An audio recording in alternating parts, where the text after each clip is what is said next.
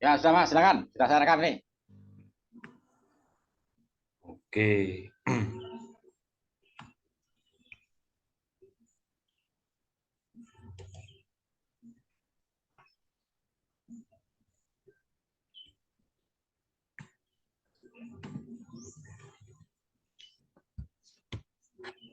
Oke, Assalamualaikum warahmatullahi wabarakatuh. Waalaikumsalam. Untuk kesempatan kali, oke. Baiklah, saya Geger Sulung dengan NIM 2002105007. Untuk pertemuan kali ini, saya akan mempresentasikan tentang materi yaitu pendidikan pada masa pergerakan nasional. Nah, sebagai pengantar saja, masa pergerakan nasional itu adalah masa yang dimulai oleh pada era Budi Utomo, yaitu pada tanggal 20 Mei 1908 yang didirikan oleh Supomo dan para pelajar dari School of Thought of Landing van Inlands Astren atau bisa disingkat dengan Sotovia. Nah, Budi Utomo ini yang menjadi awal dari era pergerakan nasional. Nah, pada masa pergerakan nasional, kala itu kan negara kita sedang dijajah oleh dua negara, yaitu Belanda dan juga Jepang. Jadi dalam materi ini ada dua poin, yaitu poin dari kolonial dan poin dari Jepang. Nah, yang pertama yaitu poin dari kolonial Belanda, era para pemburu rempah yaitu Belanda. Nah, untuk unsur pokok yang terkait dalam sistem pendidikan kolonial Belanda adalah ekonomi penjajahan. Karena adanya kepentingan itu, penyusunan pendidikannya itu tidak lepas dari kolonialisasi ekonomi dan politik pemerintah pusat yang ada di Netherlands. Lalu ada beberapa ciri-ciri dari sistem pendidikan pada masa Belanda itu, yaitu adalah gradualisme. Gradualisme yaitu pemerintahan kolonial sengaja bersikap lamban dalam melakukan perubahan pendidikan.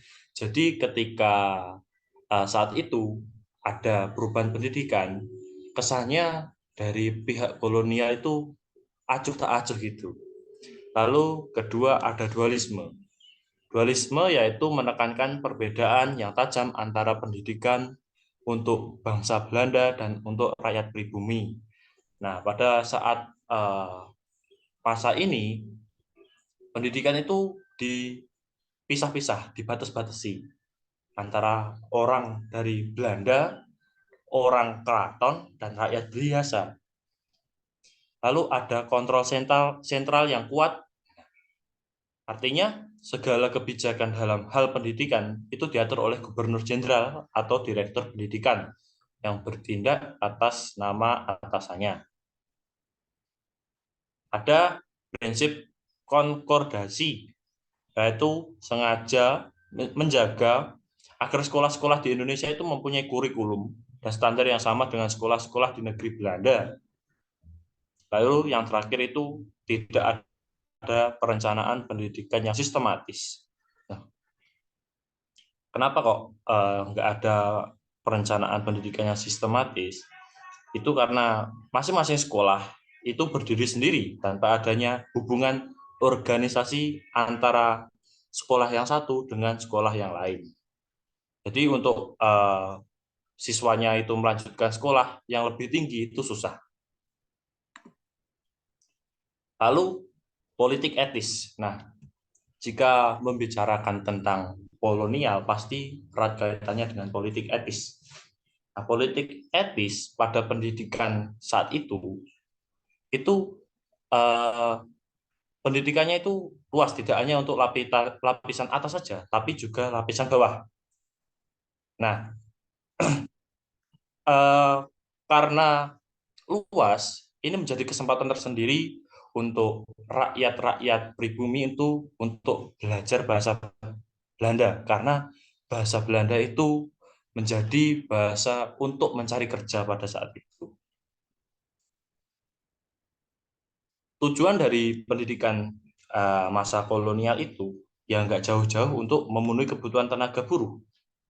Yang kala itu negara kolonial itu sedang gencar-gencarnya untuk mengeksploitasi Indonesia kala itu. Jadi tenaga dari Belandanya itu kan kurang, jadi mengambil dari masyarakat lokal, dididik dan dijadikan tenaga buruh kasar, yaitu untuk kepentingan Belanda sendiri.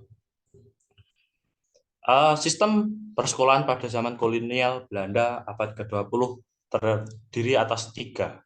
Yang pertama yaitu adalah pendidikan rendah, atau bisa disebut dengan Le Gros Onderwijs, yang dibagi menjadi 2, yaitu sekolah Eropa untuk anak-anak dari Belanda dan sekolah Bumi Putra untuk anak-anak pribumi. Yang kedua ada pendidikan lanjutan atau menengah atau Middelbaar Onderwijs, dan yang ketiga itu ada pendidikan tinggi atau Hoger Onderwijs. Nah, adanya pendidikan oleh kolonial itu menjadi sebuah kesempatan bagi bangsa Indonesia dengan belajar dari luar. Orang-orang yang terpilih ini atau orang-orang yang memiliki kesempatan untuk belajar ini mendapat apa ya, bisa disebut dengan rasa cinta tanah air. Nah, karena itu muncul tokoh dengan wawasan kebangsaan nasional dan cinta tanah air seperti Dr. Sutomo, Dr. Sucipto Mangunkusumo, Gunawan Suraji, dan Ki Hajar Dewantara dan Aro Trikirto Kusumo. Nah, pada masa kolonial Belanda, ini sekolah-sekolah itu didirikan dengan tujuan untuk mendidik anak-anak pribumi menjadi pegawai rendahan untuk keperluan perkebunan pemerintah. Baik itu sebagai kepalanya di situ, walaupun kepala, tapi kepala yang rendahan gitu statusnya. Pendirian sekolah-sekolah ini juga disesuaikan dengan kondisi wilayah, seperti desa, sekolah desa, folk school. Nah, itu untuk anak-anak pribumi di pedesaan yang lama belajarnya itu 3 tahun. Ada sekolah kelas 2, ini diperuntukkan untuk rakyat biasa yang tempatnya itu ada di kota-kota atau tempat-tempat yang ramai. Lalu ada sekolah kelas 1. Nah, sekolah kelas 1 ini diperuntukkan untuk anak-anak ningrat atau dari kaum elit atau anak-anak dari Belanda. Nah, di sini ada beberapa sekolah yang dibangun oleh kolonial. Ada Hollands Inland School atau disingkat HIS. Nah, pada tahun 16 Februari 1914 itu muncul sebuah keputusan di mana menetapkan perubahan untuk sekolah dasar kelas 1, de Scholen der Eerste Klasse, menjadi HIS, yang lama belajarnya itu 7 tahun. Dan bahasa yang digunakan itu bahasa Belanda.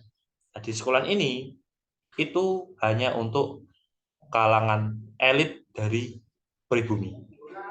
Lalu ada Mir Outge, susah ini namanya, saya sebut saja Mulo. Mulo itu resmi menjadi sekolah pada 1914. Dan yang boleh melanjutkan ke Mulo itu adalah anak-anak lulusan dari sekolah rendah kecuali sekolah desa. Ada Cycle School atau sekolah rakyat. Nah, pada 1920 beliau ini, Direktur Pendidikan Agama dan Industri ini, beliau memiliki ide untuk membuat sekolah yang menghubungkan langsung antara sekolah desa dengan Mulo. Tujuan dari sekolah ini adalah memperoleh pengetahuan yang lebih tinggi setelah tamat dari sekolah desa, terutama dalam bahasa Belanda.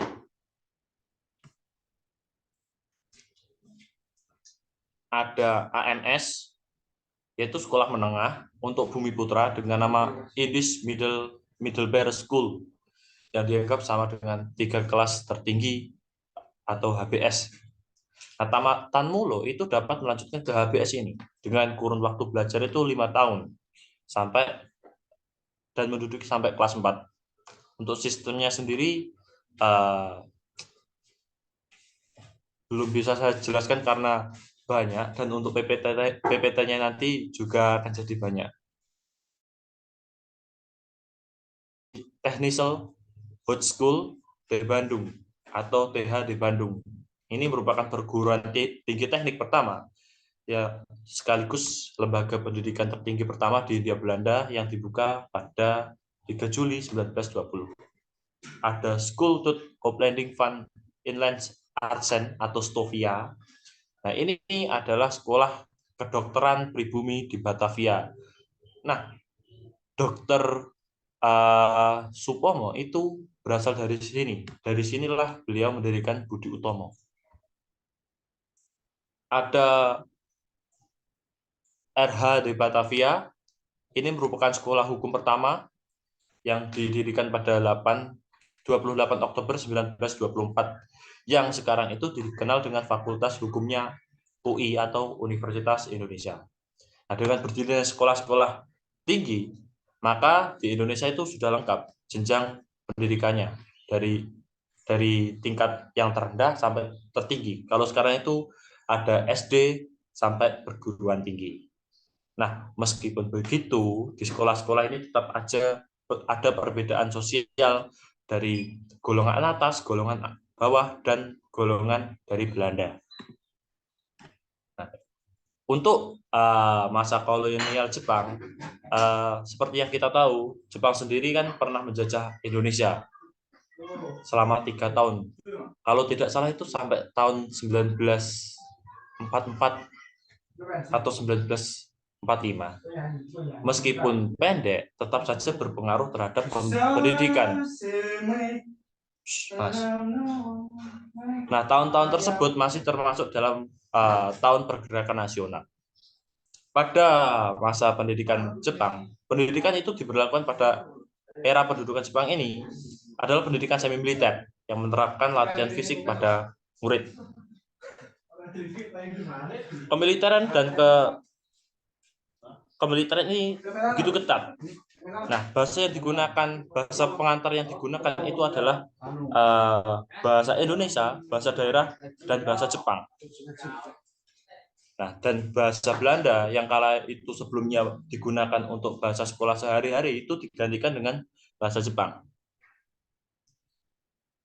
Sistem pendidikan pada masa kependudukan Jepang, sistem tingkatan yang dulunya diterapkan pada masa Belanda itu dihilangkan pada masa Jepang. Semua sekolah dasar itu memiliki derajat yang sama, yaitu disebut dengan sekolah rakyat.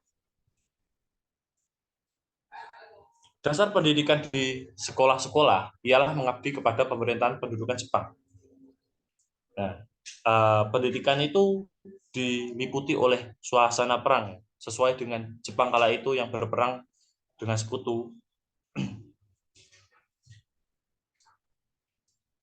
Nah, untuk kegiatan sekolahnya itu biasanya latihan untuk mempersiapkan siswanya untuk berperang, bernyanyi-nyanyi lagu semboyan-semboyan Jepang, seperti semboyan ASEAN Timur Raya, itu ada pada masa itu.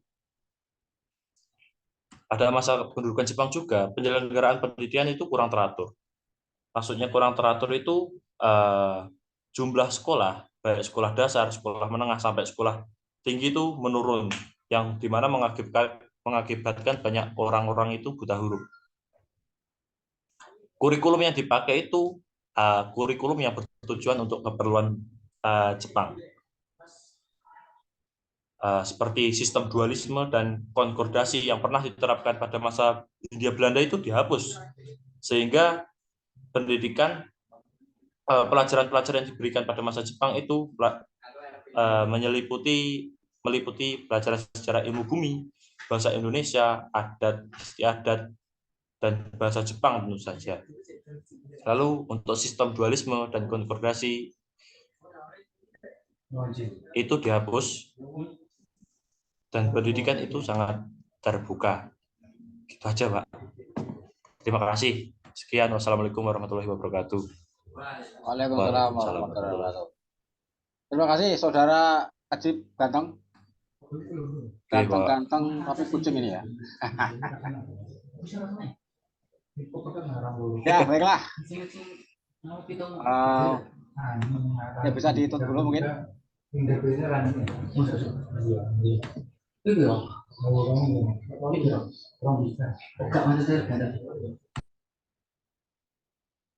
Silakan barangkali ada yang mau menambahkan atau menegaskan atau bertanya, mempertanyakan barangkali.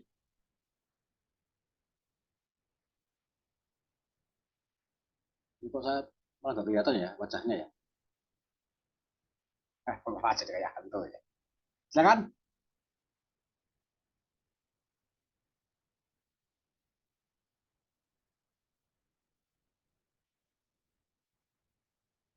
Baiklah, kalau belum ada, sambil saya tambahkan ini ya sedikit ya.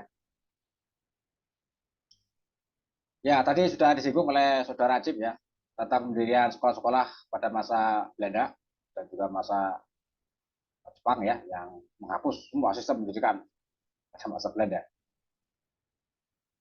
Nah, perubahan penting yang terjadi pada masa kolonial Belanda di bidang pendidikan itu adalah setelah diterapkannya politik etis ya. Sudah sempat kita singgung, tadi disinggung juga oleh Mas Azib ya, bahwa pemerintah kolonial Belanda menerapkan politik etis. Salah satunya juga di bidang pendidikan ya. Dengan politik etis ini kemudian kolonial Belanda mendirikan sekolah-sekolah banyak sekolah ya, banyak sekali sekolah ya, dan bahkan sampai ke perguruan tinggi. Ini terjadi pada awal abad 20 ya. Nah, namun demikian, uh, meskipun kolonial Belanda itu mendirikan sekolah-sekolah, mendirikan lembaga-lembaga pendidikan ya, atau menyelenggarakan pendidikan lah bagi rakyat Indonesia waktu itu dengan politik etisnya, tapi ternyata tujuannya bukanlah untuk mencerdaskan rakyat Indonesia. Ini kan maksudnya kan gitu ya, mencerdaskan kehidupan masyarakat ya, ya kan gitu. Tapi ternyata ini tidak, justru marah untuk mengeksploitasi. Nah, ini sudah disinggung tadi dijelaskan oleh Pak Nasib ya, untuk mengeksploitasi rakyat Indonesia, terutama adalah mengeksploitasi tenaganya. Rakyat Indonesia diarahkan menjadi tenaga rendahan yang dibayar murah ya di sekolah-sekolah tadi pemerintahan ya di birokrasi pemerintahan Belanda. Pegawai rendah, bayarnya murah ya. Jadi, sekali lagi tujuan dari didirikannya sekolah-sekolah oleh Belanda bukanlah untuk mencerdaskan kehidupan rakyat Indonesia waktu itu, tapi justru untuk mengeksploitasi. Jika dengan begitu, politik etis ini menjadi tidak etis ya di dalam pelaksanaannya. Ya, maksudnya kan tujuannya bagus ini secara etis karena di parlemen Belanda berkembang bahwa uh, negara Belanda sudah berhutang budi banda kepada rakyat Indonesia, maka kemudian akan membalas budi dengan politik etis ini. Salah satunya di bidang pendidikan ya. Oleh Belanda harus memberikan pendidikan bagi rakyat Indonesia. Maksudnya kan begitu, sebagai politik balas budi. Tapi ternyata dalam praktiknya justru malah sebaliknya, bukan untuk mencerdaskan, tapi malah mengeksploitasi. Tidak bisa kita sebut praktek politik etis ini menjadi tidak etis ya, di dalam pelaksanaannya.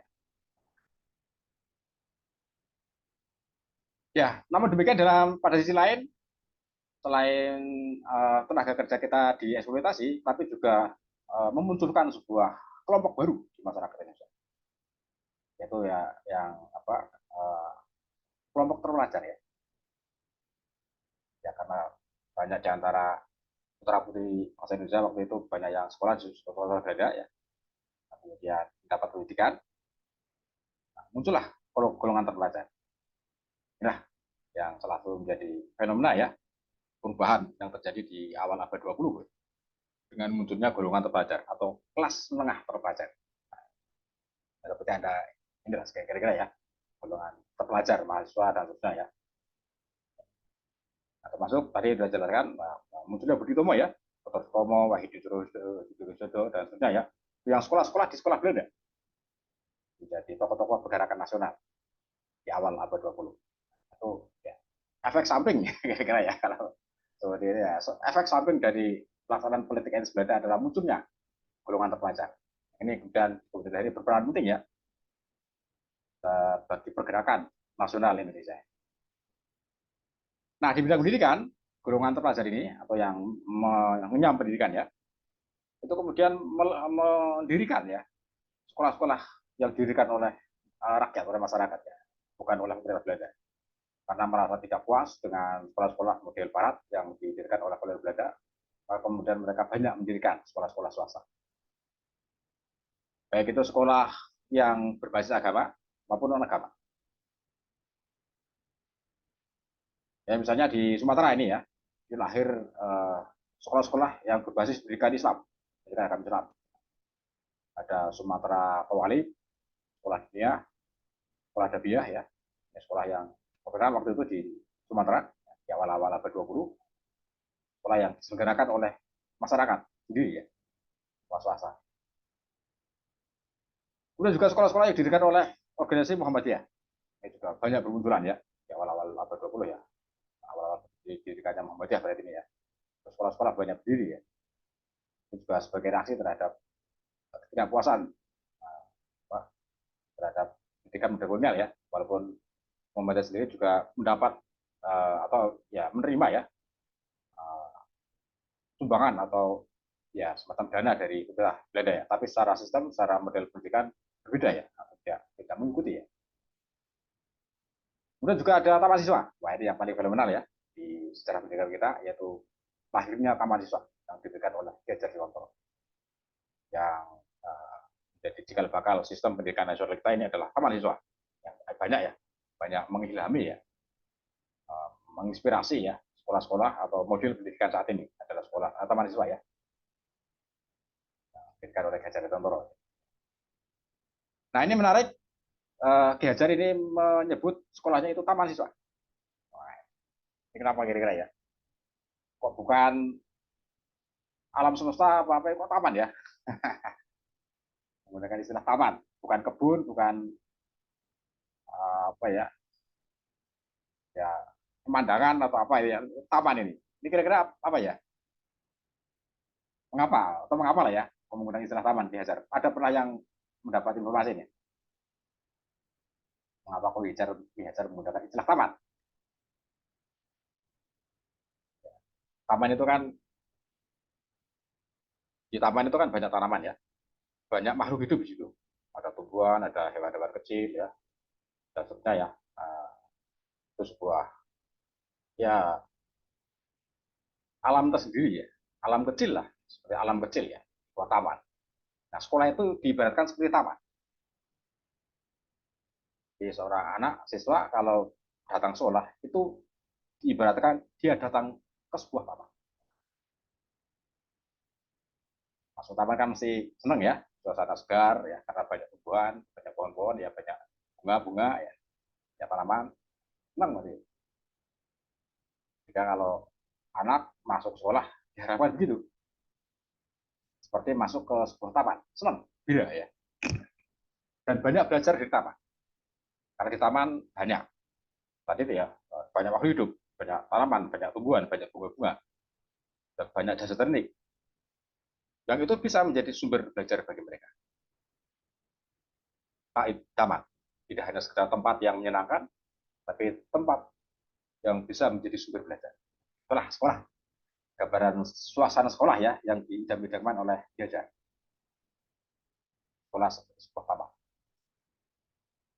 Ya, Ki Hajar mendirikan taman siswa ya, yang sampai hari ini masih ini banyak taman siswa, meskipun perkembangannya tidak atau bahkan jauh lebih pesat,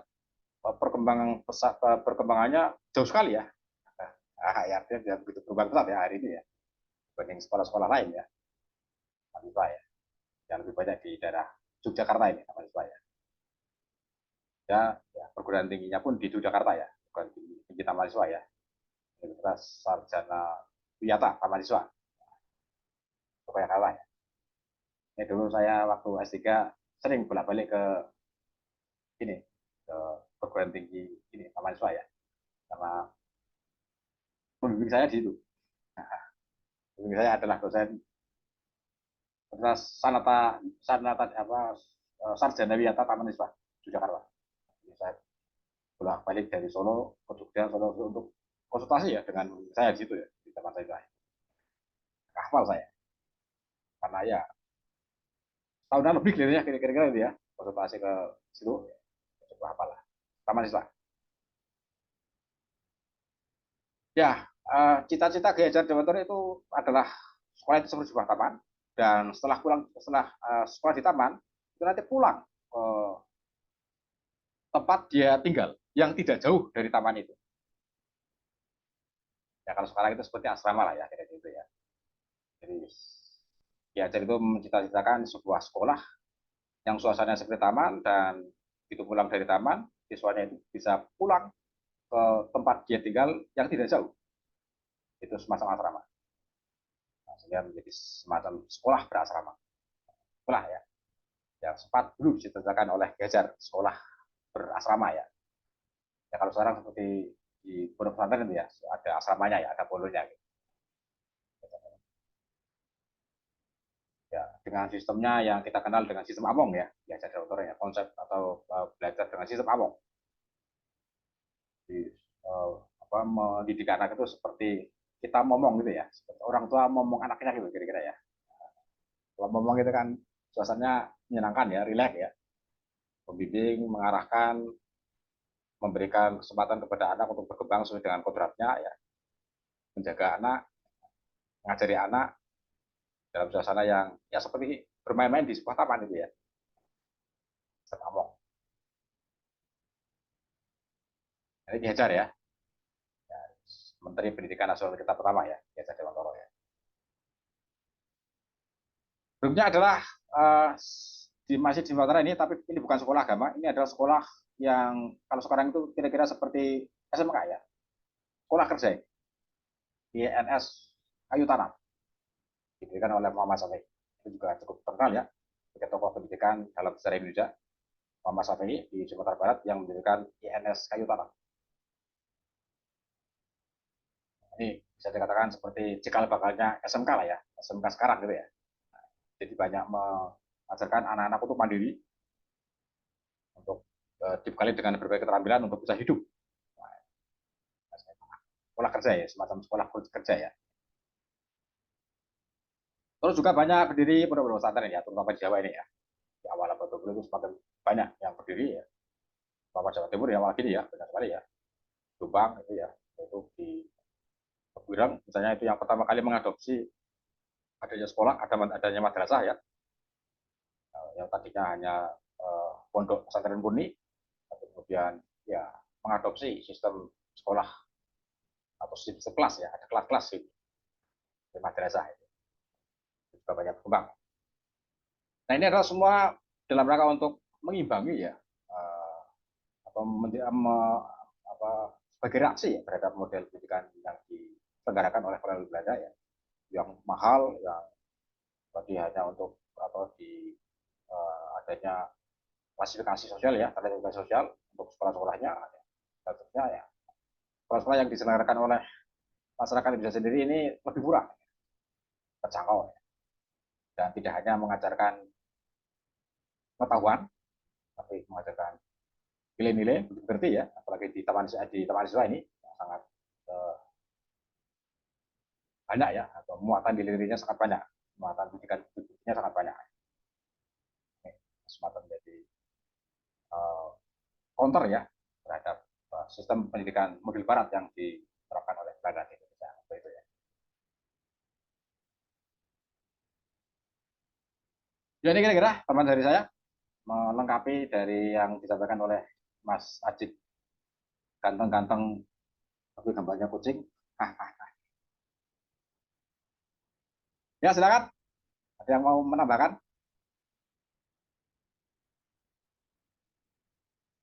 Curhat boleh lah.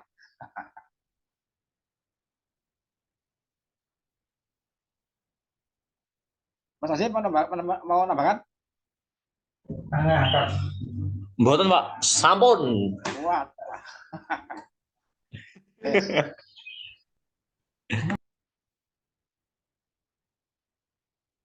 Baiklah, kalau tidak ada kita lanjutkan kultum ya. Sudah setengah 5 ini ya. Jadi ibu-ibu para dharma wanita ini mau segera malah ini.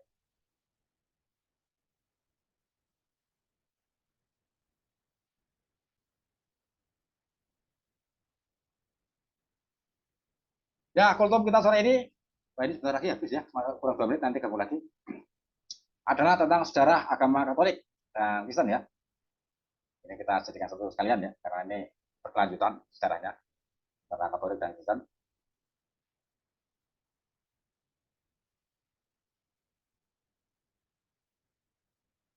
Pertama, agama Katolik. Wah, ini kalau kita lacak secara etimologis, secara asal usul kata ya, Katolik itu dari kata Katolikos, bahasa ini ya, yang artinya ajaran yang tersebar ke seluruh dunia. Katolikos, ajaran yang tersebar ke seluruh dunia. Dirinya adalah Yesus Kristus, berabad 4 ya sebelum Masehi ya. Ini yang meletakkan dasar-dasar spiritual, religius umat Katolik. Dan pertama kali menyebarkan agama ini di Palestina ya, di Palestina. Secara etimologis dan pendirinya ya, pendirinya adalah yang oleh penganut agama Katolik disebut sebagai Yesus ya, atau Yesus Kristus ya. Yang pertama. Yang kedua adalah Paulus. Ini orang yang hidup sezaman dengan Yesus ya. Ini pada mulanya adalah orang Yahudi ya, kemudian masuk Kristen. Nah, ini seorang pendeta, Pak mulai ya, pendeta Yahudi yang kemudian masuk Kristen ya, pendeta Yahudi Gamaliel. Dan kemudian menjadi kalau dalam agama Islam seperti sahabat Nabi, ya, sahabatnya Yesus ya, orang yang hidup sezaman dengan Yesus. Nah, Paulus ini selain doktrin-doktrin yang diajarkan oleh Yesus, dia juga mengelola dasar-dasar teologi dan membentuk ritus-ritus puncak terhadap Yesus. Yesus wafat dan kemudian Paulus ini membuat upacara-upacara, ritus-ritus ya, untuk memuja Yesus. Nah, Paulus ya, memberi letak atau dasar tradisi pemujaan terhadap Yesus. Paulus ini tidak menikah. Jadi kalau sekarang ya seperti Romo Katolik ya,